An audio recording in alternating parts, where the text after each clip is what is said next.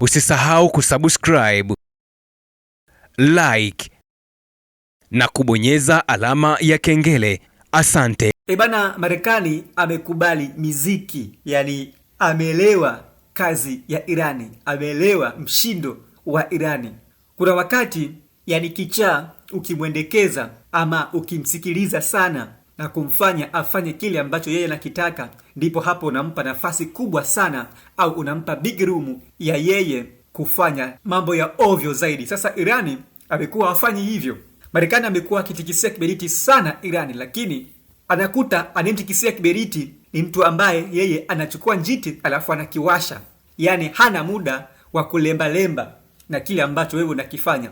Kama unakumbuka vizuri, siku ya jana tulikwambia kwamba baadhi ya viongozi wadogo tu wa Iran ndio wamekwenda Islamabad, Pakistan, lakini viongozi wakubwa akiwemo spika wa bunge la Iran Bwana Mohammad Balighaf ndiye ambaye special convoy kutokea nchini Iran, ambaye yeye ndiye mwenye decision kuhusu mazungumzo yote ambayo pengine huenda yakafanyika ama yangefanyika pale mjini Islamabad, Pakistan. Na pia katika taarifa zetu pia tulikwambia kwamba huyo mwakilishi mkuu mwenyewe wa Iran katika mazungumzo yale pale ya Islamabad, ambaye ndiye anatakiwa afike Pakistan kwa ajili ya mazungumzo kuweza kufanyika, na si wale wadogo wadogo ambao walitangulia kule Pakistan. Kwa hiyo Irani alisema kwamba hakuna mazungumzo na yeye mwenyewe hawezi kuasili pale Islamabad, Pakistan mpaka Israeli na Marekani wasitishe kabisa mashambulizi wanayoyafanya kule Lebanon. Akatoa hilo honyo, lakini pia onyo la pili akasema kama iwapo wakisitisha mapigano kule Lebanon, kuna sharti la pili pia, ambalo sharti la kwanza ni la kumfanya yule kiongozi mkuu Bwana Mohammad Balighaf kutokea Irani kupanda ndege na kuelekea wapi? Islamabad, Pakistan, kwa sharti hilo la kutoshambulia Lebanon, na endapo litatekelezwa kikamilifu. Sasa Marekani iliposikia hivyo, Bwana Balighaf kasema hivyo, yenyewe ikatikisa kiberiti. Trump akasema wasinitanie, waambie kama wanataka masharti yoyote, sisi tutakwenda kuishambulia Irani, Teherani, muda wa sekunde tu.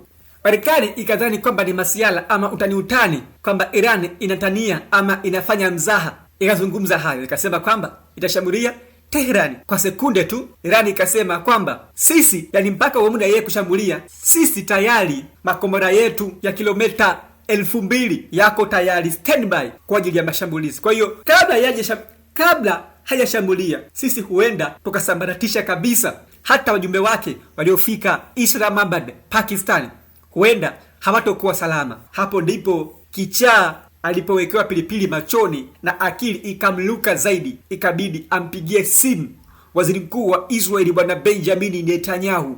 Trump alichukua simu mezani, akampigia waziri mkuu wa Israeli Bwana Benjamin Netanyahu na akamwambia kwamba Benjamin Netanyahu, naomba unisikilize kwa makini sana na kupatia maagizo makubwa na maagizo ya kiutu uzima, si maagizo ya kitoto, na kuonya, na hili ni angalizo. Usipotekeleza haya ninayokuambia, nitakuachia vita vyako, pigane mwenyewe, sitoingilia kati na utaangamia.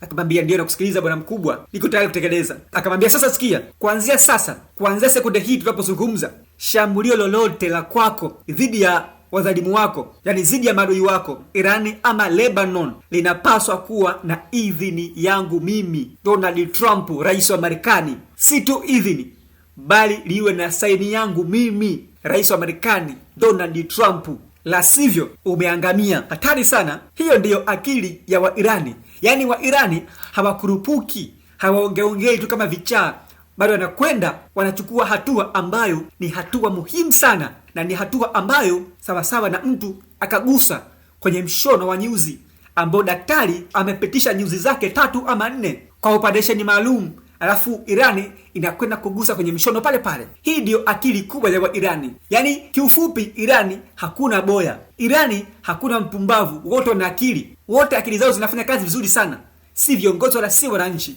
Hiyo ni akili ya spika mkuu wa bunge la Iran Bwana Mohammad Balighaf, ambaye yeye ndiyo aliaminiwa na kiongozi mkuu wa Irani Mojitoba Ali Saidi Khamenei Hussein ndio aliyemteua na kuona akili yake inafanya kazi vizuri sana kwenye masuala ya diplomasia, akabidi ampe kijiti kwenda kuongoza mazungumzo kule Islamabad, Pakistan. Sasa baada ya hapo Trump akaipatia notes Iran kwamba tumekubali hilo na tumeanza muda huu kulitekeleza. Hivyo hakutakuwa na mashambulizi kuanzia sasa na muda wote wa mazungumzo. Amemshampa onyo Benjamin Netanyahu na amesitisha vita kuanzia muda huu. Iran ikasema yes. Sasa bwana mdogo kichaa huyu ameingia kwenye kingi hatari sana. Kumbuka ilikuwa ni tayari usiku wa manane. Huenda kwa saa za huku Afrika Mashariki ilikuwa ni saa 7:46, 8 kasoro dakika 10 na kitu. Kwa hiyo wengi wetu tumelala. Muda huo ndio mtu mwenye akili kubwa, mtu mwenye akili nyingi ipo ziliandaliwa ndege mbili kubwa na wa Iran, wakiendesha wenyewe wa Irani na wakisindikiza wenyewe wa Irani kwa misafara yao. Ndege mbili. Ndege ya kwanza ilimpandisha spika wa bunge la Irani bwana Mohammad Bagheri. Ndege ya pili ilimpandisha waziri wa mambo ya nje wa Irani bwana Abbas Araghchi. Nitakwambia kwa nini wa Irani walifanya hivyo.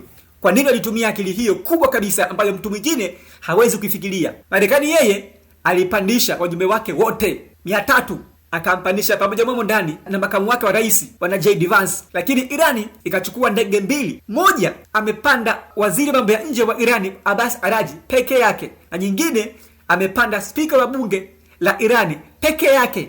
Wajumbe wote wadogo wadogo walitangulizwa mbele siku ya jana mchana. Hii ni akili kubwa sana ya Irani ambayo wanaicheza na wanaichukua. Huenda ukawa uselewe kabisa hapa, ila twende mdogo mdogo utanielewa huko mbeleni. Madereva wa Baraj Airlines wakawa tayari wapo kwenye anga la Mashariki ya Kati kuelekea Islamabad, huku Mohammad Ghalibaf na huku Abbas Araghchi. Sasa kwa nini walifanya hivi wa Iran? Akili kubwa iliyofanyika hapa ni kwamba huenda Marekani wakawa na mchezo, yani wanacheza kama mchezo fulani hivi kakunyemelea wa Irani, ama kama mchezo kale kwa kuchezea Irani. Wanajua kwamba tayari wameshatoa kauli hii, basi huenda wa Irani wakapanda ndege wakaenda Islamabad, Pakistan, na huenda wakashambulia njiani. Sasa kama wangeshambulia wasingejua ndege ipi ndiyo kuna nyumbe yupi. Hilo la kwanza. La pili, ndege hazikuondoka pamoja, zilichelewa saa moja nyuma. Kwa ndege ya kwanza ilienda mbele ikiwa na kiongozi mmoja, ndege ya pili ilibaki nyuma. Kwa hiyo hata ikitokea kama ndege moja imeshambuliwa, kiongozi mmoja atafariki dunia, kiongozi mwingine atasalia mzima. Hilo ndiyo shabaha ilikuwa kubwa sana ya Irani, na akili kubwa sana ambayo ilikuwa michezo na Irani katika vita hivi, katika mazungumzo haya ya Islamabad nchini Pakistan. Hapo kumbuka ilikuwa limetekelezwa sharti moja pekee, bado sharti la pili na bado sharti la tatu. Sharti la pili linasemaje? Sharti la pili lilikuwa linaeleza kwamba hata wakifika pale Islamabad, Pakistan, mazungumzo hayatoanza mpaka rasmi Marekani iachilie mali zake ambazo zilikuwa zimeshikiliwa hapo awali. Na kauli hii pia aliitoa mwenyewe bwana Mohammad Ghalibaf kutoka nchini Irani. Yaani Irani wana akili kubwa sana, wana akili ambayo naweza kusema mathematically calculated na physically fit. Hao jamaa, kumbuka Abbas Araghchi na Mohammad Ghalibaf wakafika Islamabad usiku wa manane, wakapokelewa pale Islamabad, lakini wakafikishwa moja kwa moja katika ofisi ya waziri mkuu wa Pakistan, ambaye huyu ni mzee fulani hivi, mzee wa hovyo. Wakafika pale wakapelekwa moja kwa moja katika hoteli ya Serena Islamabad, iko mjini Islamabad. Hoteli hii kubwa kabisa, hoteli ya nyota 7. Yani hapa viongozi wakubwa wote wa kilimwengu wana uwezo wa kulala hapa, na ni kwa hadhi yake ambayo hoteli hii inayo.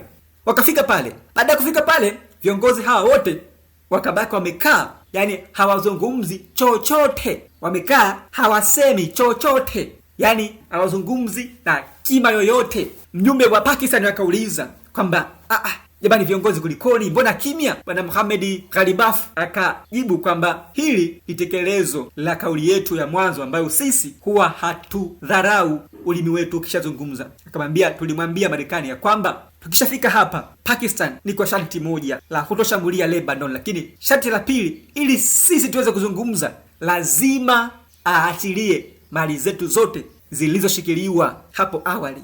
Hatari sana. Akapigiwa simu bwana mdogo Donald Trump, akapewa maagizo hayo.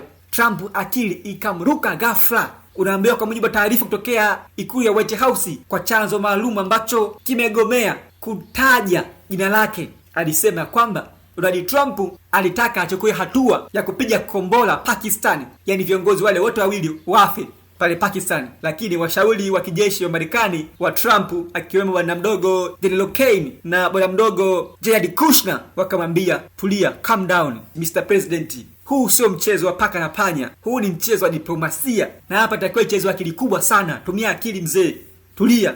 Wakamtuliza pale wenge lile. Trump akakaa chini, wakamwambia ruhusu mali zao ziachiliwe. Hii ndio njia pekee ya wewe kuweza kuzungumza na Irani. Tusipozungumza nao, vita hivi ni vigumu sana na huenda tukawa tumeshindwa. Ili tusishindwe hadharani mbele za watu, ili tusionyeshe kama tumeshindwa, lazima mazungumzo yafanyike. Ndipo Trump akainua simu yake ya mezani, akapiga simu moja kwa moja mpaka Pakistani, akawaambia tayari Marekani tumeachilia mali zote za Irani, mazungumzo yaendelee.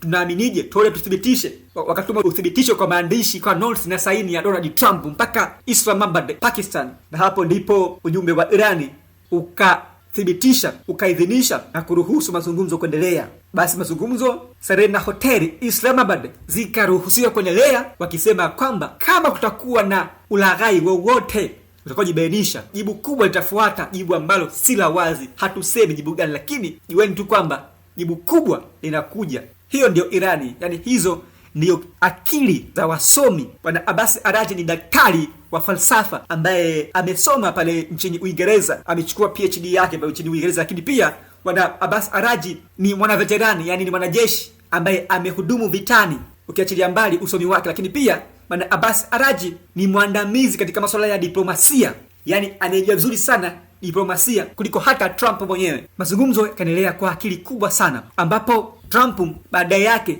akatuma ujumbe kwa waandishi wa habari akisema kwamba it is a test of goodwill and a sign of seriousness about a durable peace deal, and this directly linked to ensuring safe passage through the Strait of Hormuz ahead of any agreement. Hatari sana, yani hapa akimaanisha kwamba hatua iliyochukuliwa na Marekani ni jaribio la nia njema na ni ishara ya wazi ya kuashiria uzito kuhusu makubaliano ya amani ya kudumu baina ya Marekani na Irani. Na akaendelea kusema kwamba hii inahusisha moja kwa moja na uhakikishaji njia salama ya kupitia mlango wa bahari wa Hormuz kabla ya makubaliano yoyote kufanyika. Cheki mambo hayo. Hiyo ni akili ya hoja kabisa ya Trump ambayo anaifikiria. Sasa wakati haya yakiendelea, maafisa wa ngazi za juu wa Irani wa vikosi vya walinzi wa mapinduzi ya Kiislamu yani IRGC wamesema kwamba wako tayari muda na saa yoyote ile kwa ajili ya mashambulizi makubwa, mashambulizi ya umbali mrefu kutokea pale